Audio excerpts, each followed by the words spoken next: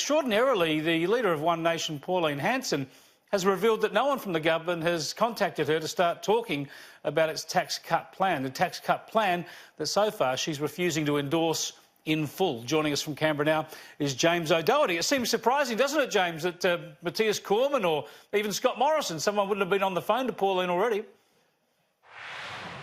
The government is instead focusing on Labor, Chris, because, of course, if the opposition supported the tax cut plan, the government wouldn't need the help of the crossbenchers. That's why the government so far has been putting pressure on Anthony Albanese to see what he would do for these tax cuts that are set to go to Parliament when it resumes next month. The government wants Anthony Albanese's support, arguing that the Australian people gave the coalition a mandate for its three-stage tax cut plan. Anthony Albanese saying that the third stage, set to come into effect in 2024, is too far down the track to be able to be fully comprehended what the tax cut plan would do for the economy. So the government putting the pressure on Labor, seemingly not really putting any pressure at all on Pauline Hanson. In full, no, I won't be, Deb. I won't be. Actually, I haven't been approached by Matthias Cormann. There has been no negotiations that have gone on. I haven't spoken to the Prime Minister.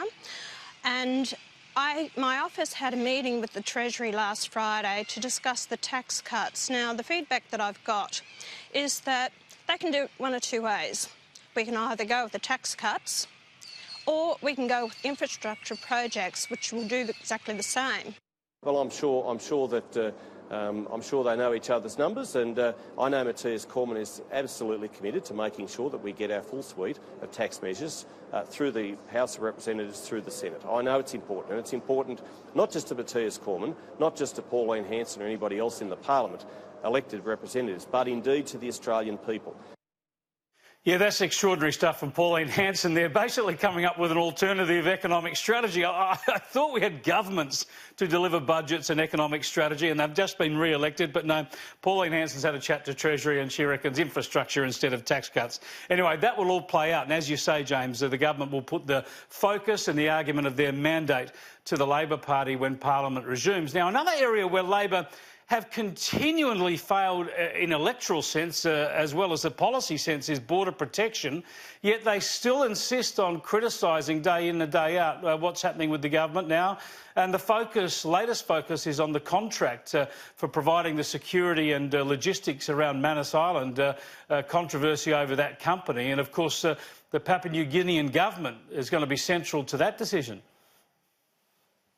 There could be some awkward conversations between the governments of Australia and PNG, Chris, because the contract for providing security to the Manus Island Detention Centre is set to expire at the end of this month, being the end of the financial year.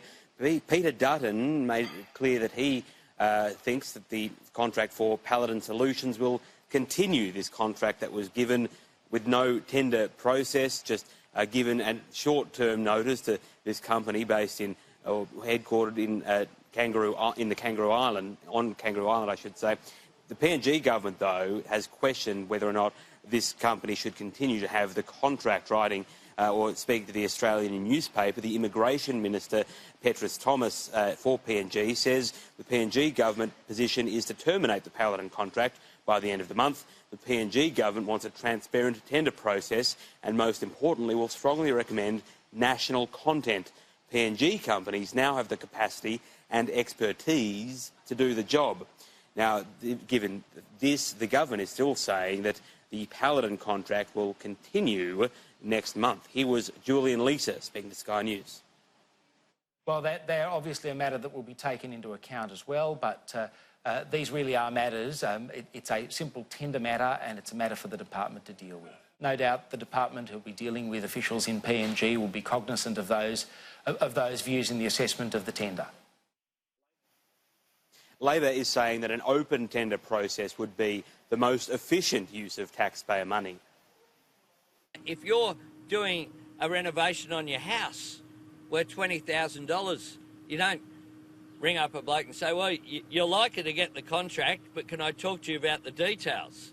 You actually go out there and you have an open process and you get a few quotes and you take the best deal for you.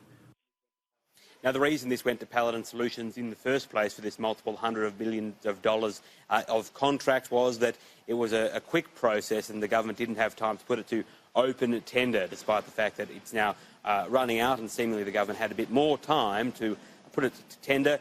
The government seemingly wanting the initial contract with Paladin Solutions to continue, Chris.